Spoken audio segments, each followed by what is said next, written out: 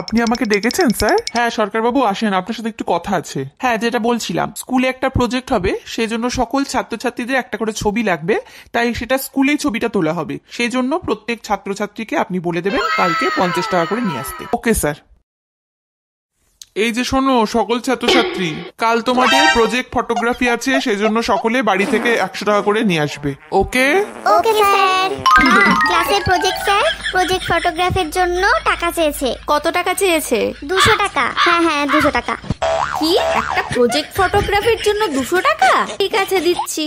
এই শোনো, বাবুর স্কুল থেকে প্রজেক্ট ফটোগ্রাফির জন্য টাকা চেয়েছে। কত টাকা? 2000। 2000? প্রজেক্ট ফটোগ্রাফির জন্য 2000 টাকা? প্রজেক্ট ফটোগ্রাফির জন্য 2000 টাকা কে চাই ভাই? হ্যাঁ গো, স্কুলগুলো এখন কেমন হয়ে গেছে, শুধু নেওয়ার ধান্দা। সত্যিই তাই, আমি স্কুলে কথা বলছি। আরে তুমি কি কথা বলবে? আমি কথা বলে নিব। দাও শুধু আমাকে টাকাটা দাও, শুধু দাও।